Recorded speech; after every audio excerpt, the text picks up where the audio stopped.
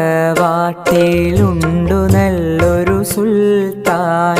കഥകൾ കൊണ്ടൊരു കോട്ട കെട്ടി ഖൽബിലേറിയ സുൽത്താൻ. ജീവിതത്തിൻ ചോര ചിന്തിയ കഥകളോതിയ സുൽത്താൻ. കഥകൾ കൊണ്ടൊരു കോട്ട കെട്ടി ഖൽബിലേറിയ സുൽത്താൻ.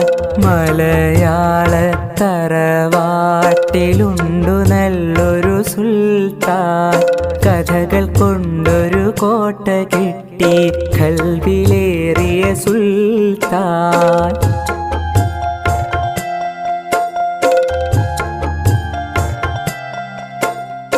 ഒന്നുമൊന്നും ഇമ്മിണി വല്യൊന്ന് എന്നൊരു കാര്യം എത്ര രസമായി നമ്മിലേക്കു പകർന്നു തന്നൊരു സുൽത്താൻ. ഒന്നുമൊന്നും ഇമ്മിണി വല്യൊന്ന് എന്നൊരു കാര്യം എത്ര രസമായി നമ്മിലേക്കു പകർന്നു തന്നൊരു സുൽത്താൻ. സ്വാതന്ത്ര്യ സമരഭൂവിൽ കരളുറപ്പോളം പൊരുതി ജയിലറ പോകി ദേശ സ്നേഹിയായൊരു സുൽത്താൻ. മലയാള തറവാട്ടിലുണ്ടു നല്ലൊരു സുൽത്താൻ. കഥകൾ കൊണ്ടൊരു കോട്ട കെട്ടി ഖൽബിലേറിയ സുൽത്താൻ.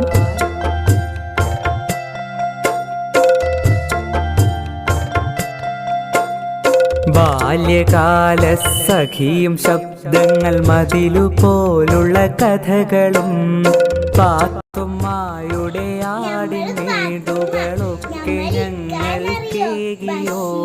മജീദ് സുഹറ ഹാനവാരി പൊൻകുരിശ് തോമയും എട്ടുകാലി മമ്മൂനെ എത്ര പേരുടെ കഥകള് ആഖ്യാഖ്യാതങ്ങളില്ലാതെ നാടൻ ഭാഷയിൽ എളിയ തോതിൽ ഒരു എഴുത്തുകാരനാണ്.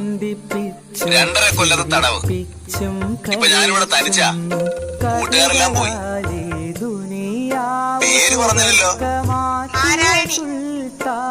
സുന്ദരമായ പേര്, വയസ്സ് 22. സുന്ദരമായ വയസ്സ്. കഠിനമാണല്ലേ?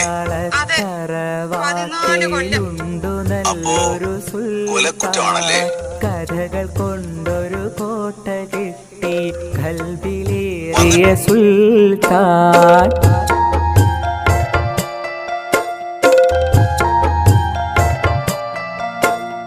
പാറ്റയും പഴുതാരയങ്ങനെ ജീവജാലങ്ങളാകെയും ഭൂമി തന്നവകാശി എന്നൊരു പാഠമോദിയ സുൽത്താൻ.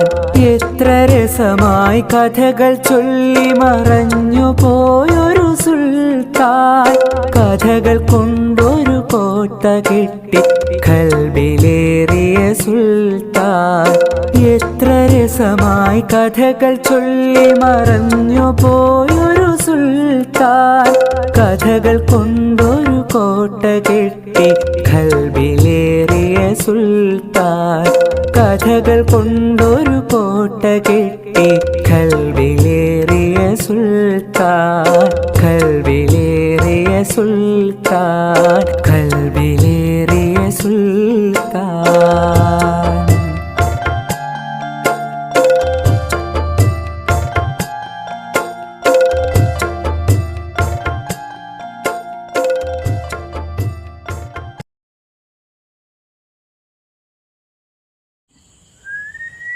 ആരാ അവിടെ ചൂളമടിക്കുന്നേ? ഞാനാ. പേരെന്താ? ബഷീർ. എളിയ തോതിൽ ഒരു എഴുത്തുകാരനാ. 2.5 കൊല്ലം തടവ്.